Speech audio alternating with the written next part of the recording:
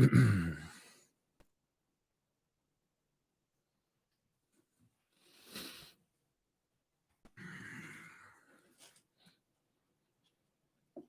there, all.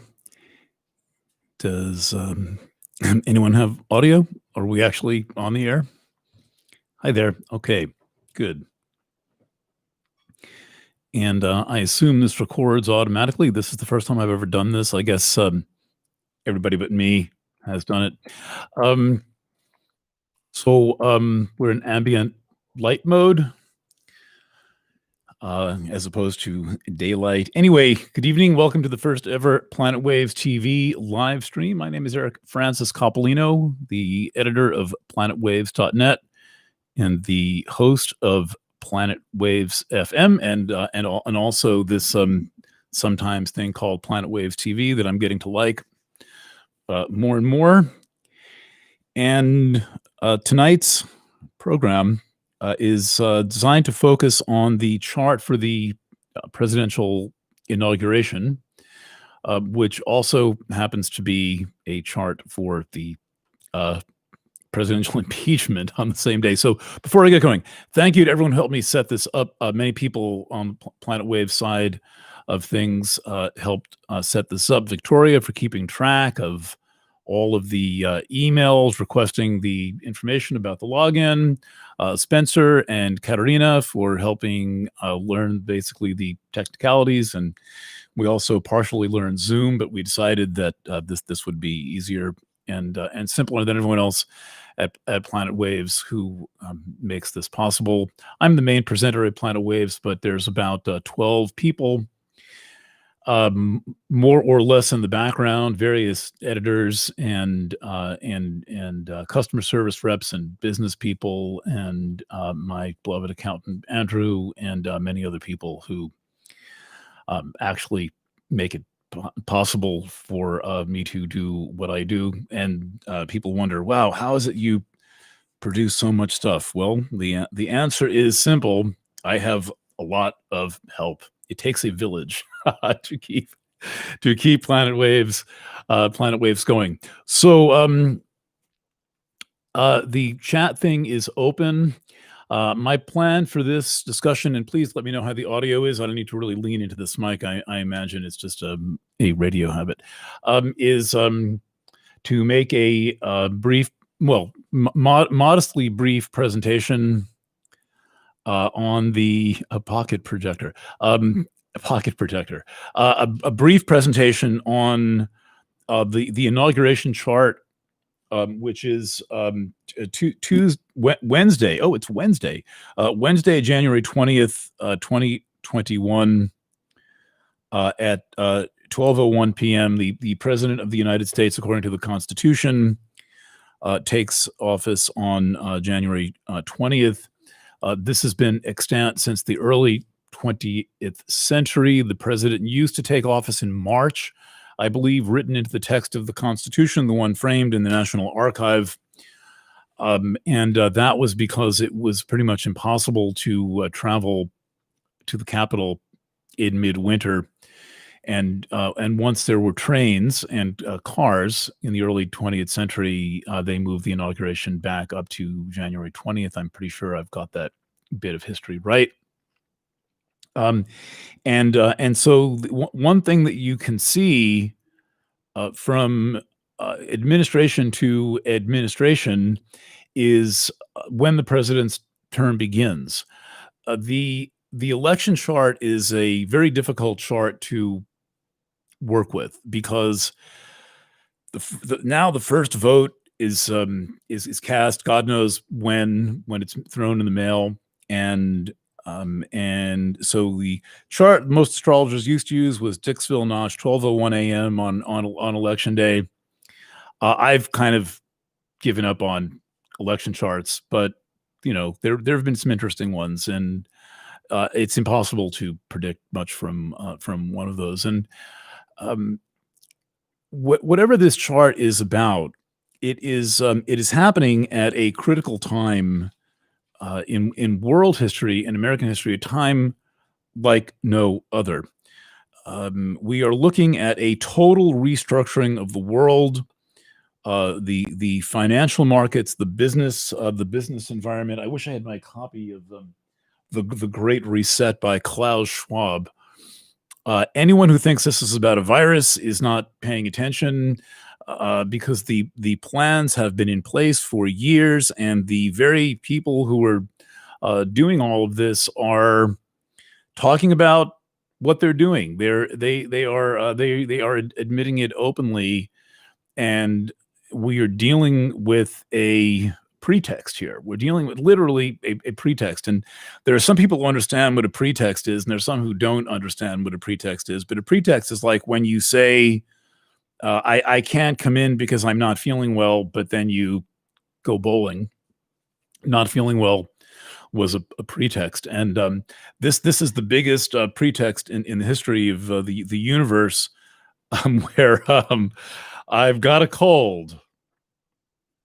I've caught cold, and I'm going to restructure the world. That's Klaus Schwab and others talking. So, the Saturn Pluto conjunction of 1 year and 5 days ago was as total as it looked in the chart, and the ridiculously impossible combination of events to happen in 1 year. Saturn Pluto conjunction in January, a series of Jupiter Pluto conjunctions in April, June, and November, I believe, then followed by the conjunction of Saturn and Jupiter later in the year, all in 1 year, right? This is what we are seeing, and we have felt what it's like to live through this. And I think, like the 9/11 chart, everyone pretty much missed it. Didn't get that. Well, everyone said, well, big changes. The next thing in the 9/11 cycle. The 9/11 cycle is the 9/11 cycle is Saturn Pluto. We all know that. That was the Saturn Pluto opposition. And then one hemicycle later, we had the Saturn Pluto conjunction. And basically, holy hell was unleashed on the world. And I am still stunned. I mean, I have sat at one desk or another in one country or another for a heck of a long time, carefully watching and plotting the astrology of the world going by, and with each passing day, I'm just increasingly astonished at what we are being put through. And obviously, the astrology reflects that. And now, once again, we are embarking on another critical phase of astrology, and a critical phase of history in the United States. The big background of the history of the United States is more than just about Saturn, Pluto, and Jupiter, Pluto, and Saturn, Jupiter, Saturn. It's about the United States Pluto return. And Pluto returns almost never happen. Only an institution like the Vatican can have a Pluto return, but we don't know what year. We don't know how to chart the Vatican. I guess maybe there's a chart for Mussolini granting the Vatican state status back during the fascist era in Europe, and if so, we'd still be far from a Pluto return, because that only happened 75 years ago. So most things don't have a Pluto return. The United States, as I understand it, is the longest standing government in the world. People say, well, what about England? Well, England completely restructured its government in 1801, so it formed a new country, the United Kingdom of Great Britain and Northern Ireland, founded in January 1st, 1801. And so there are not other standing governments. France is on its fifth republic, and the United States Revolution happened long before the French Revolution. And then the French Revolution had, when you study the history of France, it's completely crazy, but they're in what's called the Fifth Republic now. So we are still in the original republic, founded at the time of I guess what the chart we use is July 4th, 1776. It's called the Sibley chart. And we have so far made it 248 years. And now we are going through this critical, really through the eye of the needle, and this total catharsis of what is likely to turn out to be the biggest Pluto transit in the history of history.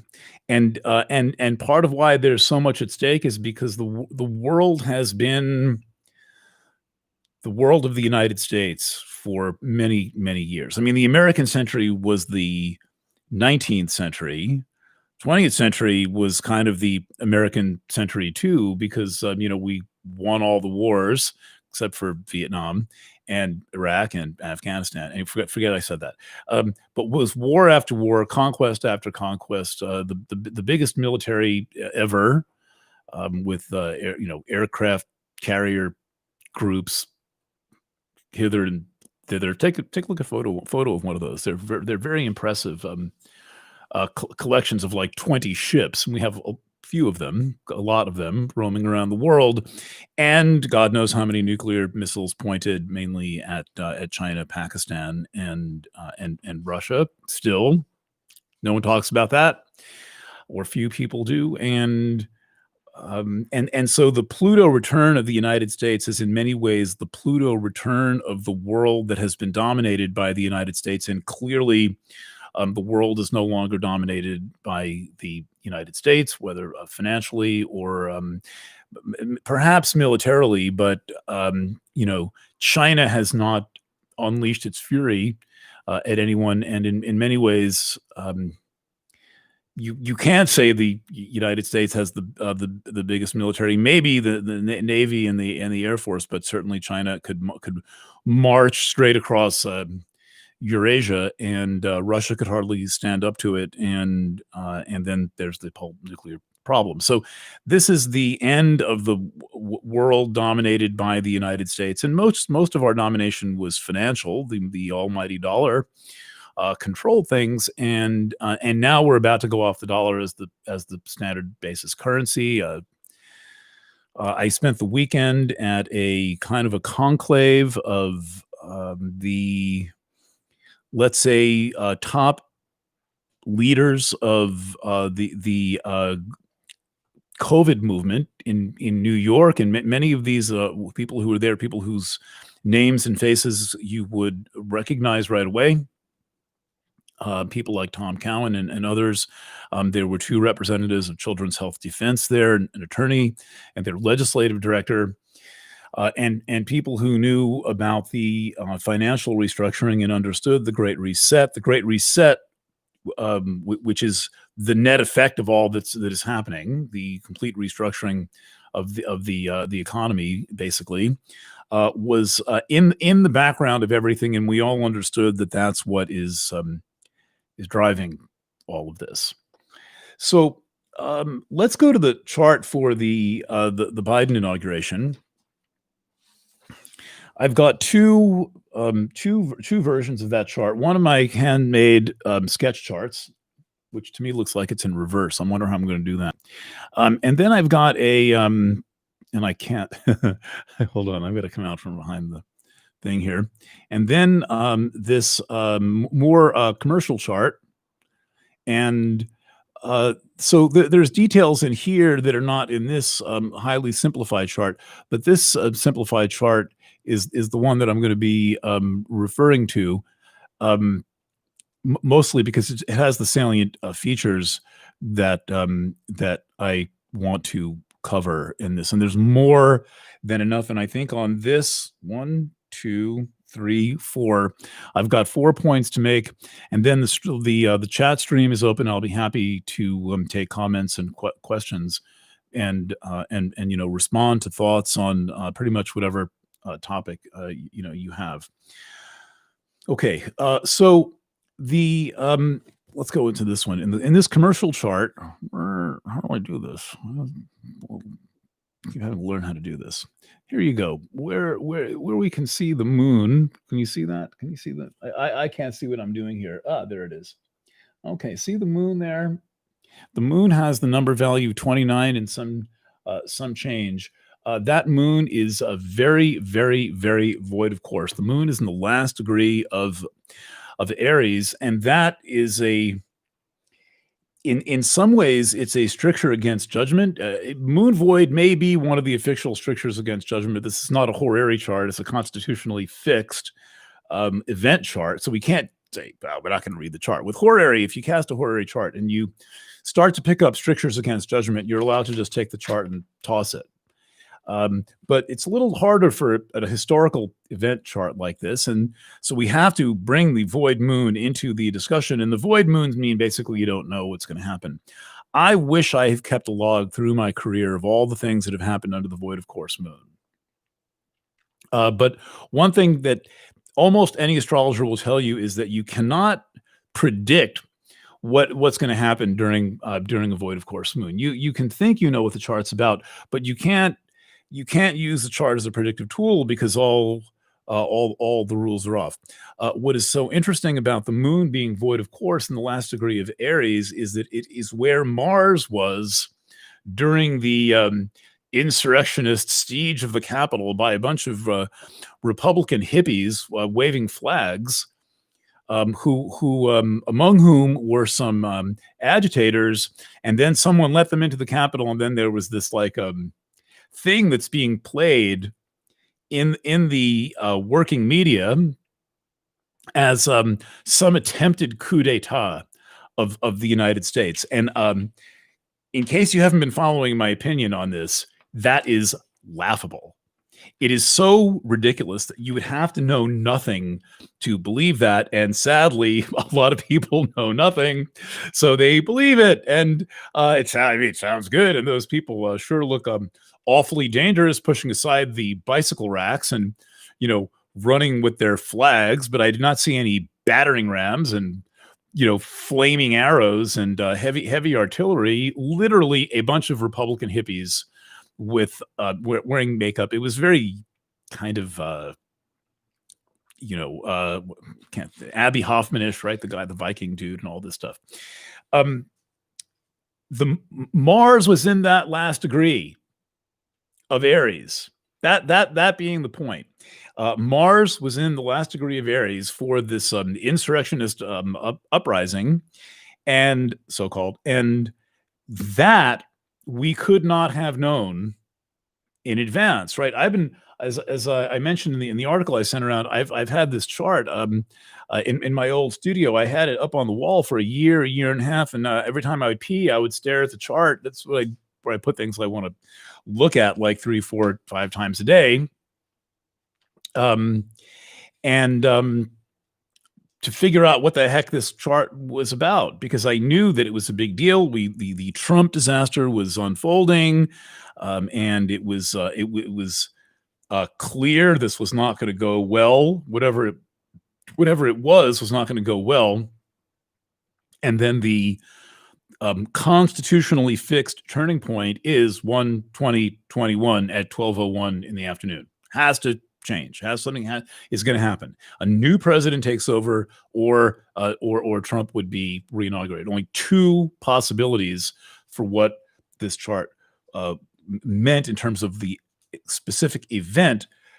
But no one could have foreseen that there would be an event with Mars in the last degree of Aries, in effect making a transit to a chart that had not happened. So one way to look at it is, well, Mars is conjunct, the moon in Aries is conjunct Mars in the chart for the seditionist, vicious vandals uprising, or Mars was making a conjunction to the moon in the inauguration chart. Even though the inauguration chart had not happened, we know what that chart's going to be because it is written in whatever constitutional amendment tells us when moving the date of the inauguration. So there is that undeniable tie-in between the thing on 1/6 and then the other thing on 1/20. Pretty exciting. So the void of course moon says this whole business is unpredictable. We don't know where this is going. The other thing that says that's unpredictable is this. It is the conjunction of, can we see that? Yes. the conjunction of Mars and Uranus in Taurus exact to how close? 4 arc minutes, 4/60ths of a degree. See if I can get that on the screen. Let's go right in there. Let's take a look at that. 4/60ths of 1 degree. You had to slice a degree in less than 10. Slice a degree in 12, I think, to get 4/60ths of 1 degree. That is a cazimi. There's a word for it. It's kind of a silly word. It's a Greek word. The closest official conjunction from Greek astrology, which is the astrology we do, is 11 arc minutes. That's a special conjunction. That's like the extra special, super duper noteworthy for all time conjunction. Well, this is one third that. So this is a Kazemi, Kazeemi. I don't know how to spell it. I don't think that's right though. And that should be like a newsletter or a website. So that conjunction is a distinction in the chart. And you want to look at the rarest, weirdest thing in the chart. And one thing you know about anything involving Uranus is, once again, you have a sign of unpredictability. And also with Uranus, you have another thing that is showing a sign of some kind of upheaval or revolution. And I'm sorry to say that Mars conjunct Uranus doesn't look especially mellow, doesn't look especially peaceful. And it is in Taurus, and Taurus likes stability, and neither Mars nor Uranus is stable. And so we get this shakeup. It could be a shakeup of financial markets. It could be that's obviously happening, and will continue to happen in other ways. And not necessarily a good week to bet on the stock market, but if you know what you're doing, it's probably a fabulous week to bet on the stock market. So 2 things starting off. First thing, moon void, don't know what's going to happen. Mars, Uranus, don't know what's going to happen. These are cautions, right? These are, if you're reading professionally, or reading for something that matters, planning surgery, planning a vacation, planning a new job, planning to start anything, don't do it with this astrology. If they had hired me, if I were loyal to the incoming Democratic administration, and they had hired me to do the astrology, I would say, absolutely not. This is not the day to do that, but there's no choice. It's constitutionally mandated. And this unpredictability, this whole game of bait and switch that we've been seeing in many different ways. The 1/6 chart is a bait and switch chart, also involving Moon Marsy stuff. Is a bait and switch chart. It starts as one thing, it ends up as another thing. This is a bait and switch chart. It starts out as one thing and it ends up as another thing. So be mindful of that. Thing 3 in this chart is the swearing in of a president. And the presidency, seems to be the way to do it. The presidency is the 10th house. I'm using whole sign houses and equal houses. Rob suggested I do that. So I'm trying that for a while. The house of the presidency is the 10th house. All of Aquarius is the 10th house. The peak of the 10th house is 14 degrees of the 10th house. And it's interesting that what we see in the 10th is all of this Aquarius that we have never had an inauguration chart like this that I know of, though there may have been one. No, Kennedy is sworn in with Saturn in Capricorn in 61. So Saturn doesn't get to Aquarius for a couple of years. And there must have been some with Neptune up there, all during the Neptune in Aquarius era.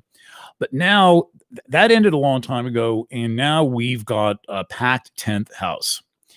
A packed 10th house means that this is a packed presidency, because the 10th house up there is the house of the presidency. Here it is in my hand-drawn chart. It doesn't look quite as dramatic without all those Aquarius glyphs all over the place.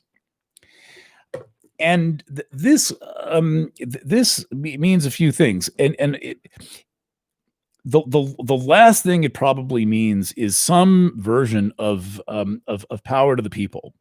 We like to think of Aquarius as being power to the people, but actually Aquarius is more a power to the elite, because the Aquarius is the elite. Pisces is the people. Aquarius is the selected group. And the selected group is hanging out right at the top of the chart, as it always does in the inaugural chart, but now there's planets. So the last thing this could mean is power to the people. Power to the power. Yeah, right. Okay, I'm getting there.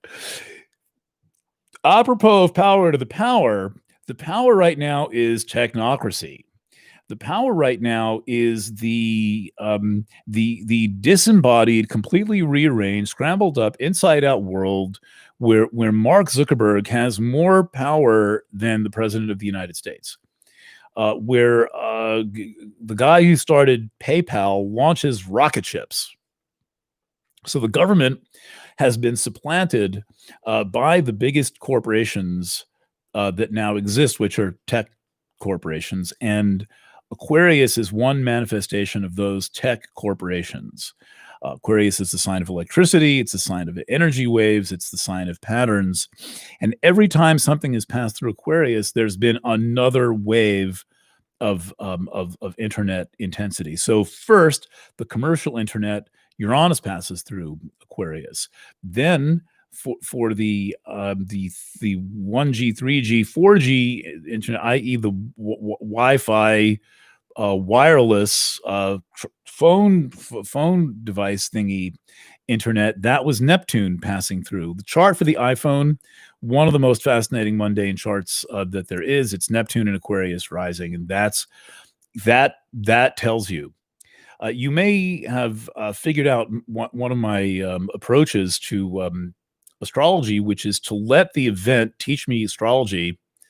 I.e., most people look at the chart and they think they're going to be able to tell you what the event means because of what the chart says, and sometimes you get lucky, and that's true.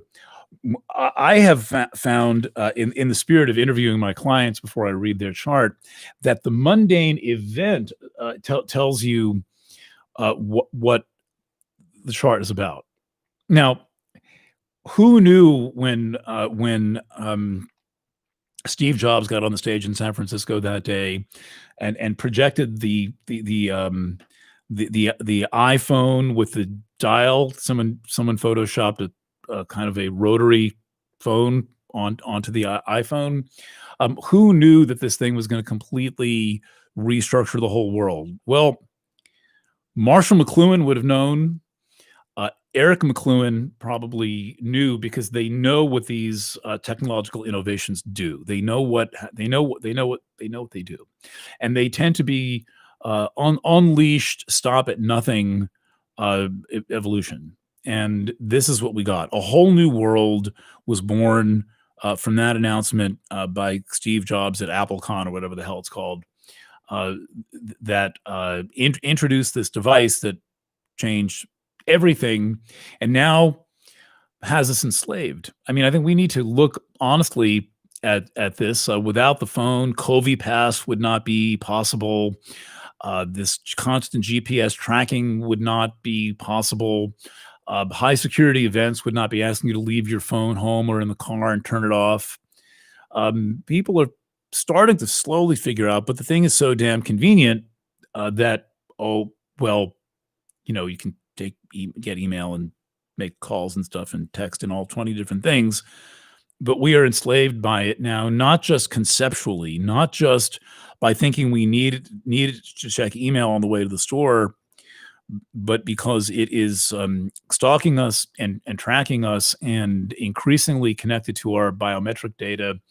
And the big boys plan is to connect this thing to the permanently mounted in your skin iWatch. This is published. People say, "Oh, you're crazy. That can't be happening. That's just conspiracy theory." No, it's not. It's the actual plan, and it's what's actually happening. And they want us to think that resistance is futile. And Captain Picard was not captured by the Borg. and Luke Skywalker blew up the Death Star. Okay, so all of that Aquarius on top is saying to me that we live in a technocracy, not democracy, not even somewhat an oligarchy or plutocracy or all these concepts, but a world governed by technology and by the rulers of technology. They are meddling into every corner of our existence. That is the world we are embarking on. And I will tell you that for those of you who are concerned about all of this going too far, who are not understanding why there are why in New York State to register your child for remote learning, i.e. sitting in front of a computer with other students sitting in front of their computer, someone has to have a vaccine shot for some reason to sit in front of a computer. That's what this is about. They're doing it because they can, and all of the gods of all of the gods of technology live essentially by one motto. They do it because they can. They have so much money that they control money. They have so much money they are invincible. Apple is worth over $1 trillion. The first $1 trillion corporation probably has no debt. So it is worth far, far, far, far, far more than the United States government, which in the past J.P. Morgan has bailed out. So the United States government is not. That's a long story. If anybody wants to help me do an episode on the economic history of the United States, if you're one of these people who like reads books about this shit, contact me. Okay, the third quality of this chart is something I've been writing about. I'm going to just temporarily peel off my PowerPoint. Oh, no, wrong one, wrong side of the page. Let's look at this side of the page. Okay, here was my chart for the new moon, which has all the planets swept to one side of the nodes. It's called Kalasarpa Yoga. It's not recognized by Western astrology. It's recognized only by Vedic astrology. It begins approximately when the total solar eclipse in Sagittarius happened, somewhere around then, because the sun has to cross the south node for the eclipse to happen. Once the sun crossed the south node,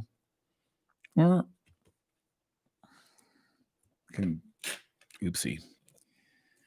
Once the sun crossed the south node here, it went to that side of the node, and Kalasarpa Yoga began. And not only do we have Kalasarpa Yoga, we have it with all of the classical planets, which is all you need because Vedic astrology does not use the modern planets: Jupiter, Pluto, Neptune, Uranus, and Chiron, and Eris. Those are what I consider the modern planets. They're planets. I know that there's different categorizations.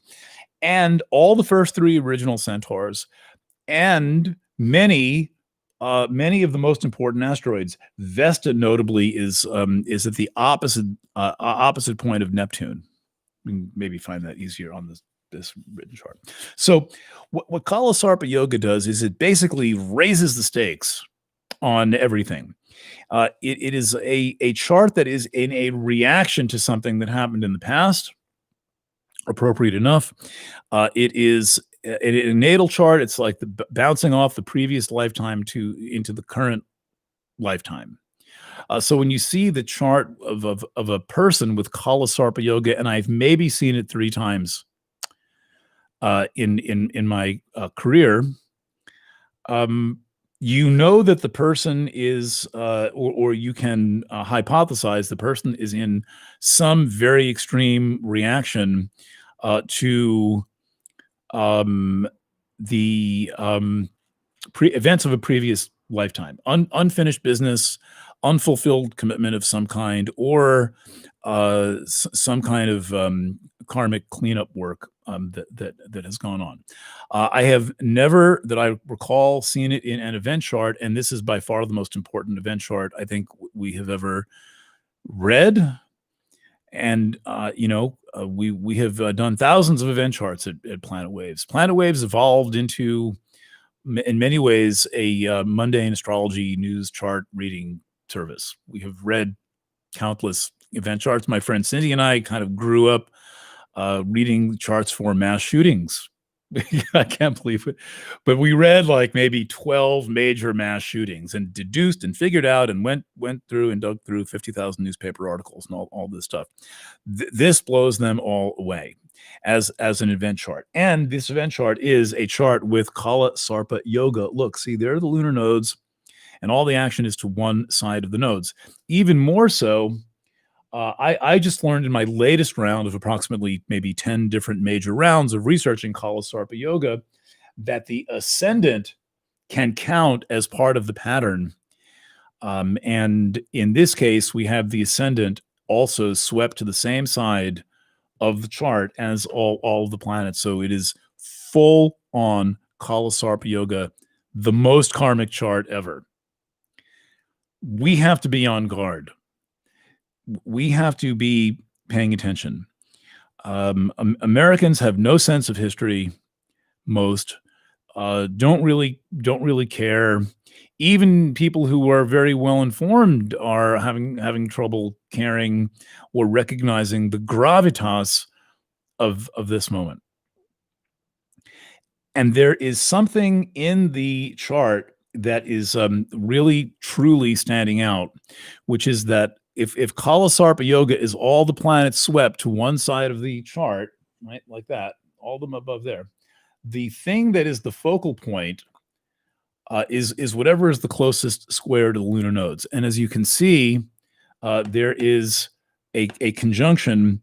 It's exactly square of the lunar nodes. The conjunction is the conjunction of Ceres, the first asteroid discovered the day that the new British Republic was founded. The United Kingdom, not a republic. It's not a republic. Brits are subjects, not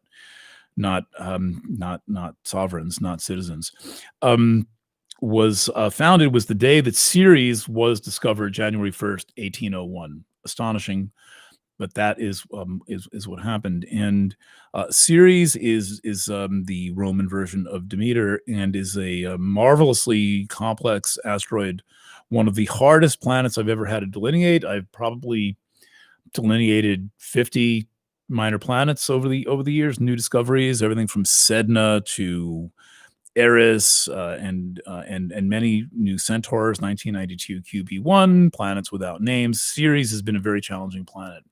And when I read a book about the mythological and the social religious angle of Ceres from the Roman Empire, a wonderful book written about this, I learned quite a bit. And Ceres is a goddess that, like a number of other goddess figures, it seems to be in particular, is becomes what is needed in the time, basically adaptable. Purpose changes, new era happens, and has new meaning. But we can't forget that at the root of the story is the loss of the daughter, seeming loss of the daughter, not really. Persephone or Persephonia, because 6 months out of the year she's down in the underworld with Pluto, and that's winter, and then 6 months is up in the real world with Mom. So there's a drama between Mom and the husband, Mom and the consort, and in all practicality, we see a lot of grieving mothers in when Ceres is prominently placed in a chart. And Ceres therefore has a lot to say about grief and grieving, and the loss of things, mainly of people, and the emotional ties between mother and daughter, and this is a comment on the tragic moment of parenting that we are in. I mean, I think of all people in our society, the parents of minor children have been thrown into the absolute greatest crisis of anyone, because they have because I'm sorry, shouldn't be looking at the comments.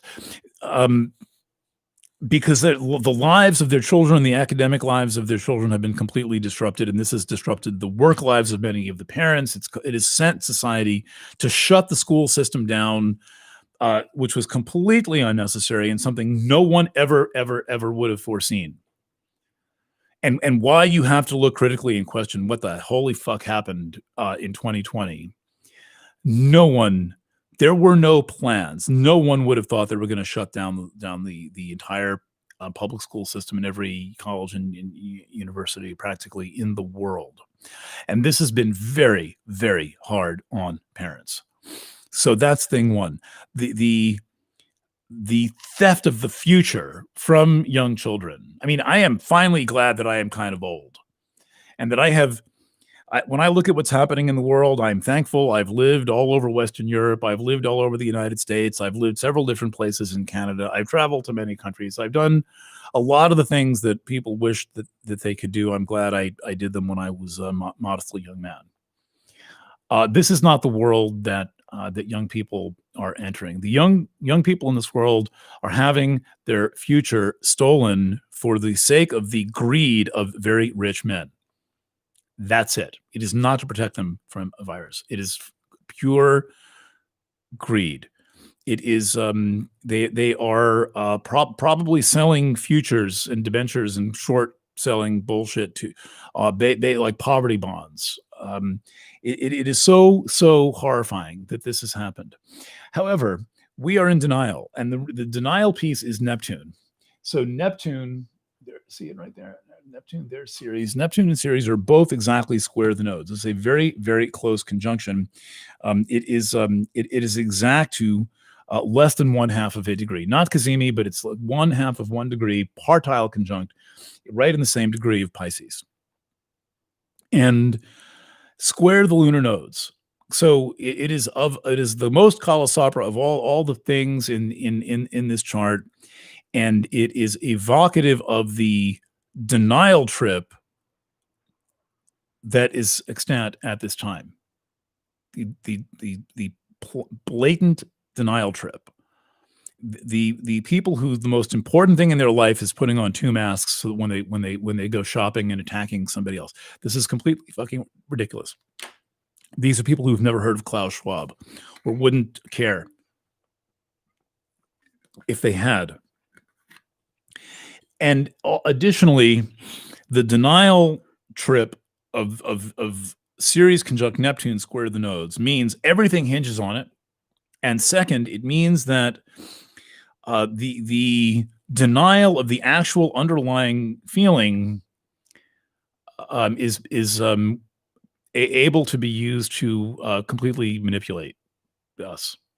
And we are being manipulated and lied to. And sadly, I know from my many years of covering fraud in the form of mass poisoning incidents, fraudulent concealment by major corporations like Monsanto, and failure to warn.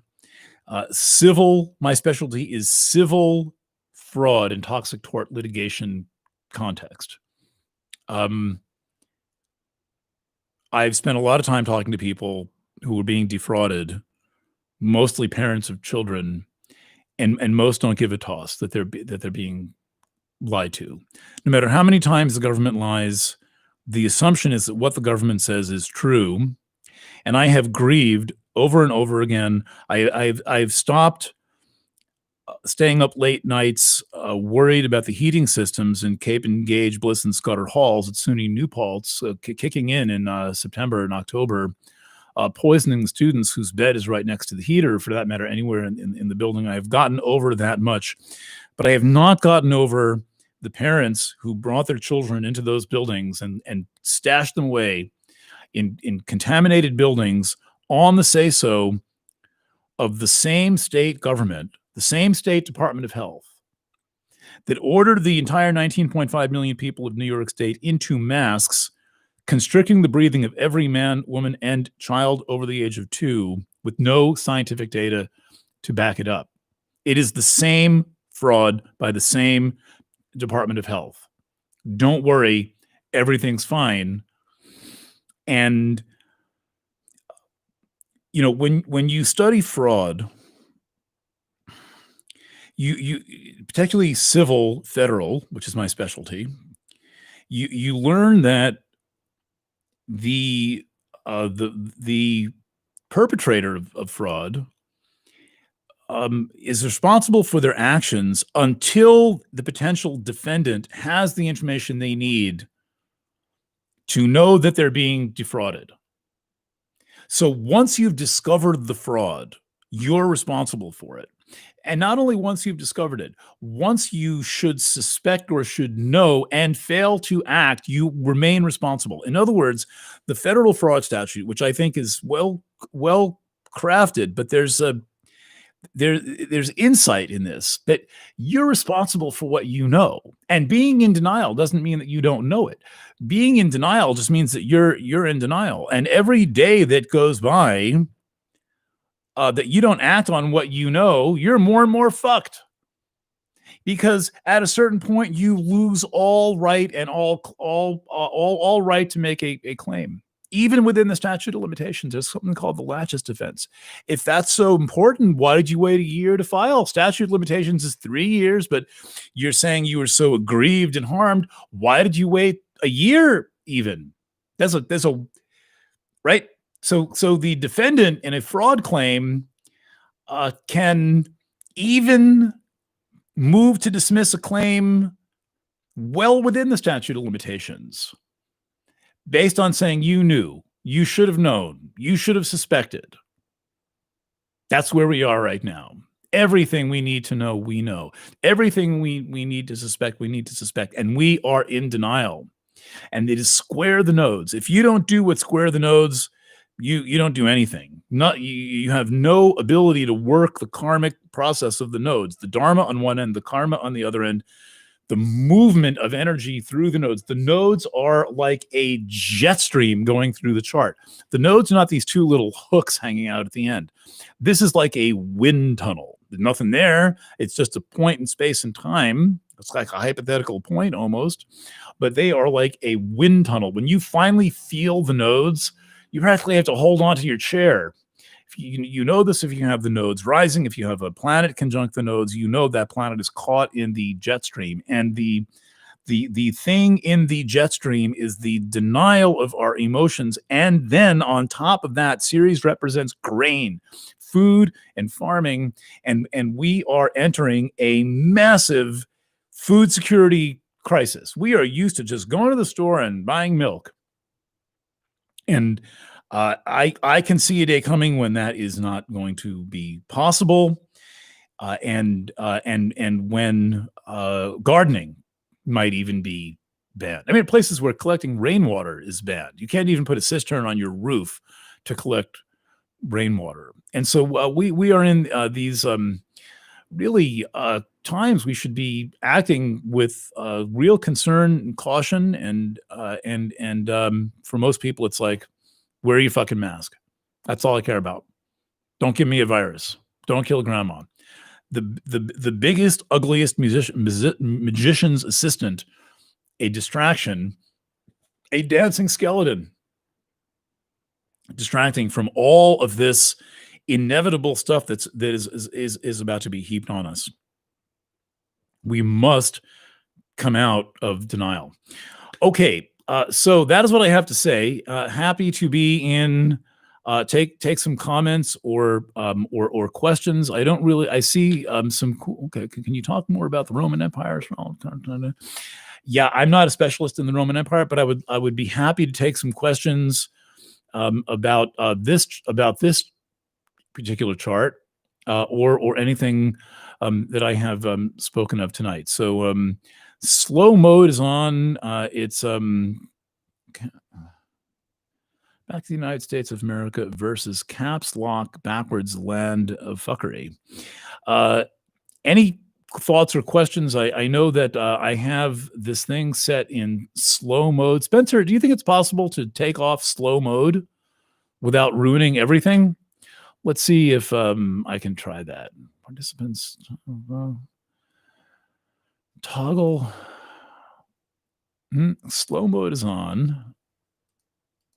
So I don't know how to get out of slow mode here, but I would be happy to take some questions. And if you want to, Jennifer's asking, is this America's karma? Yeah, America's got some.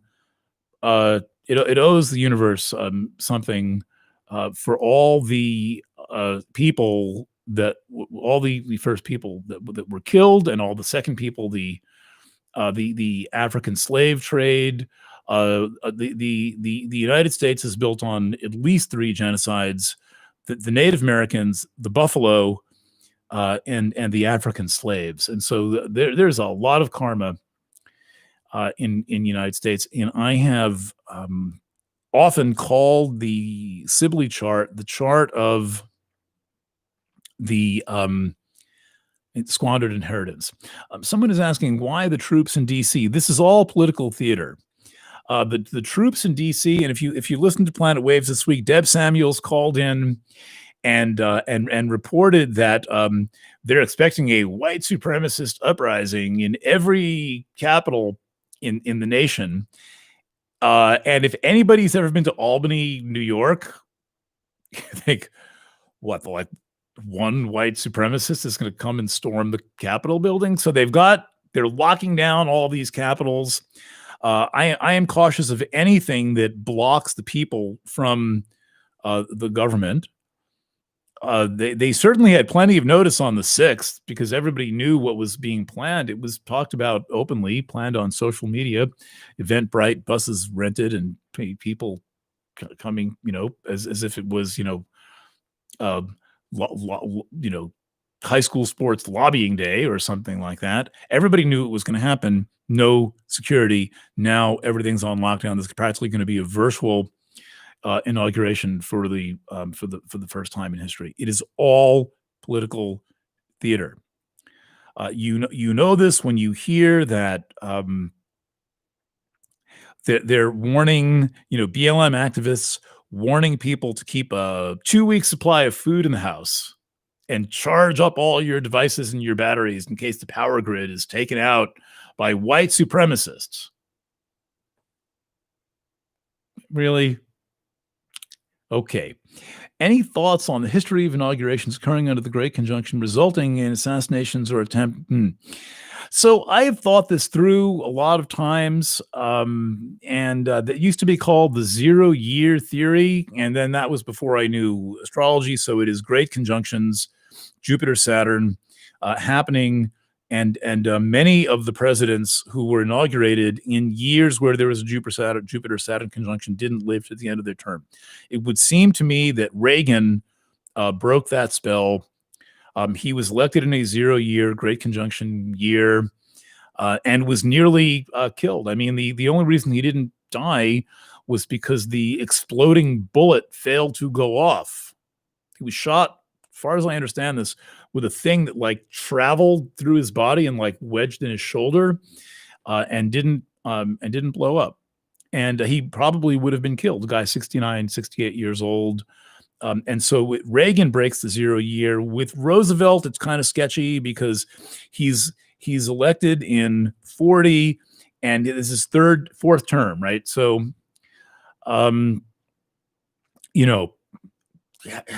that theory meant more before Reagan. Okay. Any questions? Real questions. Give me something to talk about here that's new. T. Jordan writes, I've yet to meet a white supremacist and I'm 69 years old. Yeah. I mean, look, this exists. I had a friend named Peter Shipley, who was my, partner in crime, investigative reporter, investigative type, wonderful guy. I drove all over the landscape with him. And one night, one evening, he was at an event in a church down Plattekill or someplace like that, and He went into the back room. I don't know what the space behind the sanctuary in a church is called. When you go two doors on the side, and you go to the back, and in that room was a coffin. And Peter, being a curious guy, opened the coffin. In the coffin were Klan robes and hoods.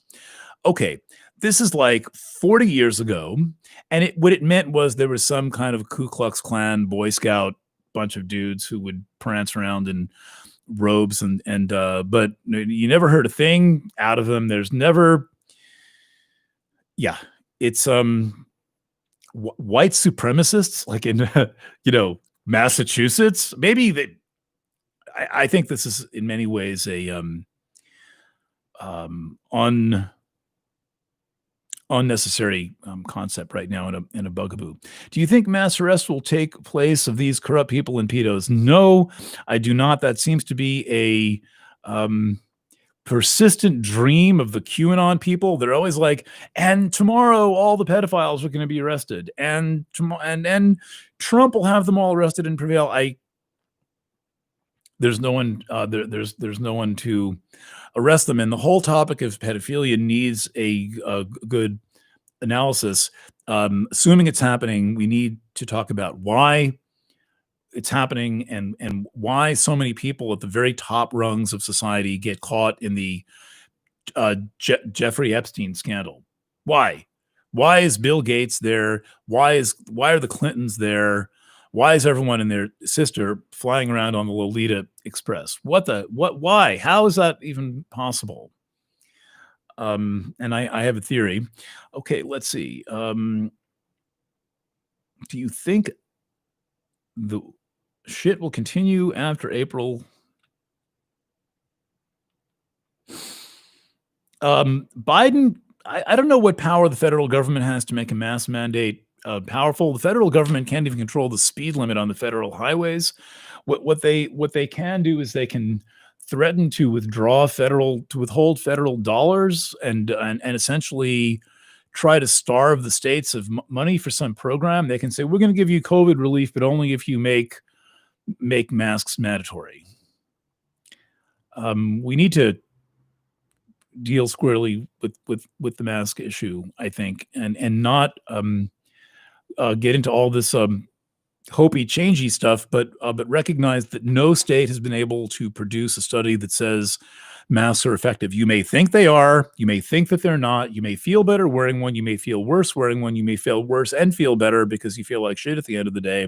But ultimately, it's up to the authority that orders the people into masks to show that it has justification for doing that, and that it is the least intrusive thing that it could do. And no state can show that no state can produce studies that say that it does anything. So whatever you may find in Google, whatever people may argue in debates, the ordering authority that has to follow the Constitution and that claims to be following science. I mean, I nearly fell over when I read Bill Houston's the foil reply to Bill Houston's requesting the studies on either way about masks. And of course they don't have them. It's never been a consideration. It was a completely political. Everybody was against it up until June. They were up. Tony Fauci on 60 Minutes. No, it's a stupid idea. There's a reason we don't do it. OSHA prohibits it specifically, and then suddenly one day, oops. Okay, does anyone produce a specimen of? So, by specimen, I imagine you are talking about a purified, isolated clinical sample, and the answer is no. There is no purified, isolated clinical sample by the scientific definition of purified, isolated sample, meaning not moshed in with 50 other things and then found by the completely medically and scientifically irrelevant use of the PCR. It is a moot point, but do you think Biden won the election? I am literally agnostic on that. I don't know. I have chosen to not go digging into it. I think that probably the most trusted investigative reporter who has looked into it is a guy named John Rappaport. No More Fake News. And if you read his coverage that will probably give you a satisfying answer. And he says the whole thing was stolen. I want to know how you steal all those votes, how you make it 5 million, but anything's possible, particularly when the votes are being counted by computers and not by ballots. All right, let's see if I can. How do you think it will impact each month when the moon breaks the Kalasarpa as it translates? I have not thought that through, Elizabeth, but it will be worth doing some kind of quicker moving progression of this chart. As far as race is concerned, I think that the race issue comes up in a different form in every generation. I've now lived for a few generations, and I neither have a question nor an answer to that. Race is an issue that I personally prefer to stay away with. I deal with an equally or more dangerous issue, which is sex and gender. So where I'm going to take my risks is on the less popular thing to to write about it, and I think considerably more dangerous, which is sex and gender. Okay, election was not stolen. See, so I'd like to see the arguments there. Personally, the reason I don't think it was stolen is because mail-in ballots and all that. My personal opinion is Trump has very challenging personality, and he alienated a lot of people in 4 years and did not win the popular vote in 2016. And so he was already on soft territory already. Bush also lost the popular vote. He also came very within one vote or two votes of losing the electoral vote. Bush also entered on very soft territory, but Bush made more friends in office and was more politically shrewd and won re-election. And I believe won the popular vote. I'm certain won the popular vote in 2004 against John Kerry. Okay, the giant douche from the turd sandwich. Yes, the fabulous South Park joke. What did you have for dinner? How are you? I had a big bowl of broth and garlic, and yes, I'm hiccuping. Okay, any other questions here? Any other issues? And I don't believe the election was stolen. You got to remember the deep state has elected many of our officials.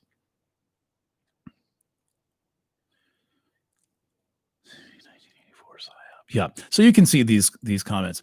Let me leave the floor open for one more moment for questions, if there are any. Do you think that Biden will be sworn in? He will be sworn in. There's no question that Biden will be sworn in. I don't think he's going to serve his term. I know I said that about Trump. Trump was impeached 3 times in reality. Trump finished his term, but he was subject to the Mueller investigation. He was impeached, and then he was impeached again. And I haven't even commented on that. Let me close with that. I think that the stupidest thing the Democrats could possibly do is to impeach Trump. This is like lock her up. To take revenge on somebody who's not even president is stupid. And to begin the new era of the Democratic Congress and the Democratic president, the first one we've had in really since the first half of the Obama term, right? 2 years during the first Obama term was a Democratic Congress and a Democratic president. To begin that by impeaching Trump is the most foolish move that the Democrats could possibly make from the standpoint of how they are inaugurating, how they are beginning it. And okay, Ed Strasser. Hi, Ed.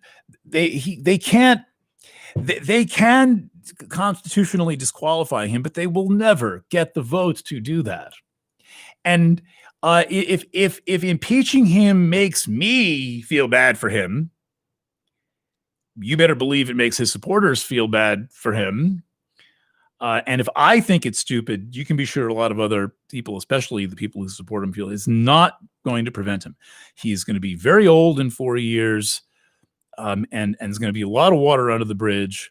And he has never attained a majority of the voters. I think is being done to screw him over, and I think more than that, it is being done to divide the country. Because as I said on a Facebook post before I got banned, that to impeach Trump is to attack his supporters, who are your fellow Americans, whether you like it or not, whether you agree with them or not, whether you think they're the deplorables, whatever you may think, they actually are your fellow Americans. And whatever else it may be, it is not unity. And Biden is calling for unity, and then he's going to impeach Trump with Trump out, a trial with Trump out of office. It is so stupid. I don't even have words for it. But then you have to look at, well, what, how, why, what is this? Well, it's about getting revenge on his supporters. And I think that's just disgusting. I don't care if I agree with them or not. I don't care what opinion they have. It is not the way to make the country a stronger society. Okay, I think we're good here. This is the first live stream. It'll certainly not be the last live stream. I'll be back with one of these, and then we'll be doing some astrology classes on Zoom in the spring. If you are someone who loves and comes to Planet Waves for knowledge and refuge of any kind, please consider being a core community member or making a contribution to Chiron Return. Those links are easy to find. Poke around the new website, you'll see subscribing is easy. We do not monetize our YouTubes. I have no advertisers on the radio show. We have no corporate sponsors. We have no advertisers. We live fairly close to the edge of a cliff, and we're able to do this because people value my readings, and then a number of people who really value our collective presence. I pay a lot of people to help me do this, and these kind of things aren't cheap, and all the gear behind it. Please help us keep going and growing and doing the beautiful work that we're doing. I'm always easy to find. My phone numbers are all published. My email address is easily found as efc@ericfrancis.com. All the public addresses also either get to me or someone I trust who will pass the information along to me. Thank you to those who are longtime readers, subscribers, and supporters. We really, really all appreciate your ongoing business, and more than anything, your trust. That is sacred in this world. And all I can say once again is thank you and bye for now.